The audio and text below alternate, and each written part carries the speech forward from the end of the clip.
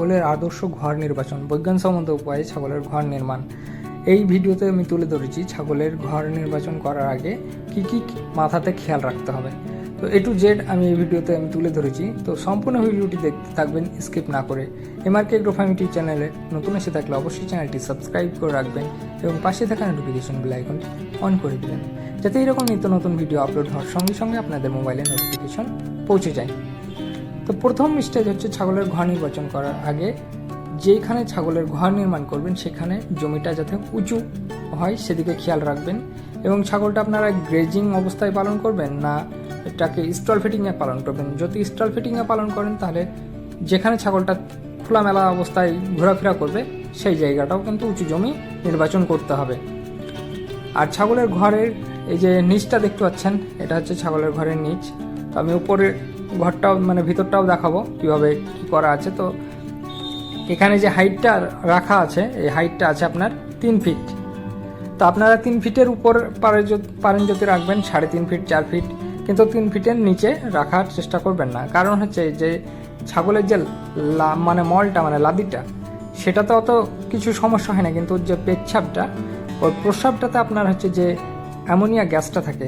Ammonia গ্যাসটা হচ্ছে খুবই মারাত্মক একটা গ্যাস, যেটা 3 ফিটের উপরে কিন্তু উঠতে পারে না। 2.5 ফিটের দিকেই থাকে গ্যাসটা, কিন্তু 3 ফিট হাইটটা অবশ্যই রাখার চেষ্টা করবেন।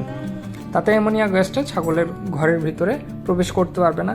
আর অ্যামোনিয়া গ্যাস যদি ছাগলের ঘরে প্রবেশ করে তাহলে ছাগল সেই শ্বাস প্রশ্বাসের মাধ্যমে অ্যামোনিয়া গ্যাসটা তাদের শরীরে প্রবেশ করবে এবং সেখান থেকে নানা রকম অসুখ সৃষ্টি হবে। তো সেটা নিয়ে বেশি কিছু বলছি না, ভিডিও অনেকটাই লম্বা হয়ে যাবে।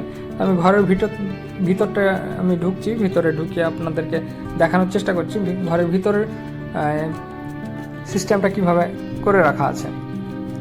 তো এখানে দেখতে পাচ্ছেন এখানে আলাদা আলাদা স্টেজ করে রাখা আছে। তার কারণ হচ্ছে এখানে প্রত্যেকটা স্টেজে এক এক ধরনের ছাগল থাকে। যেমন ধরেন প্রেগনেন্ট ছাগলগুলো একটা জায়গাতে থাকে, বিদেশ ছাগলগুলো আরেকটা স্টেজে রাখা থাকে এবং বাচ্চা ছাগলগুলো আরেকটা স্টেজে রাখা থাকে। এবং যেগুলা আপনার মা ছাগল বাচ্চা আছে বাচ্চা হয়ে গেছে আর কি, সেগুলো আলাদা আরেকটা স্টেজে রাখা আছে। এরকম করে আলাদা আলাদা স্টেজে যদি আপনারা ঘরকে করতে পারেন না, তাহলে কিন্তু ছাগলের মর্টালিটির হার অনেকটাই কম থাকবে। যেমন প্রেগনেন্ট অবস্থাতে যদি এক জায়গাতে যদি স্টেজ না করা থাকে তাহলে কিন্তু অনেক সময় গুঁতো মারে, ঢিস মারে, তখন কিন্তু বাচ্চা অ্যাবর্শন হয়ে যাওয়ার চান্স থাকে। এছাড়া ছোট বাচ্চাকে ঢিস মারে এবং মারামারি করে, যার কারণে বাচ্চা মারাও যায়। তো আপনারা এরকম স্টেজ আলাদা আলাদা স্টেজ করে রাখবেন, এতে কিন্তু ছাগলের মর্টালিটির হার অনেকটাই কম থাকবে এবং ছাগল মারামারি গুতাগুতি খুব কম করবে।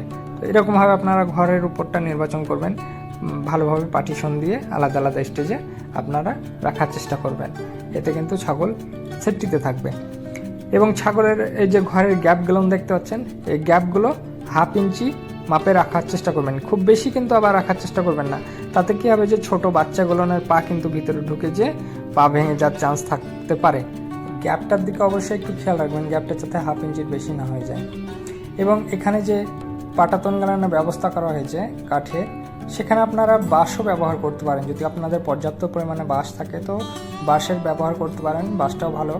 আর যদি কাঠ আপনারা ব্যবহার করেন তো এখানে দামি কাঠের কোনো প্রয়োজন নেই, এখানে আপনারা নর্মাল কাঠ ব্যবহার করতে পারেন। যেমন হচ্ছে আম, বাবলা, আপনার লম্বু, তারপর তেঁতুল, এসব কাঠ আপনারা ব্যবহার করতে পারেন। এগুলোও কিন্তু ভালো লাস্টিং করবে, টিকসই ভালো, এতে কোনো সমস্যা দেখা যাবে না। এবং ঘরের ভেন্টিলেশনের ব্যবস্থাটা কিন্তু ভালো রাখতে হবে, ঘরে যাতে হাওয়া চলাচলটা যাতে ভালো হয়। 4 সাইড ঘিরে যদি রেখে দেন তাহলে কিন্তু পরে সমস্যা হতে পারে। তো অবশ্যই ঘরে ভেন্টিলেশনের ব্যবস্থা কিন্তু ভালো করে রাখবেন, যাতে হাওয়া চলাচলটা করতে পারে।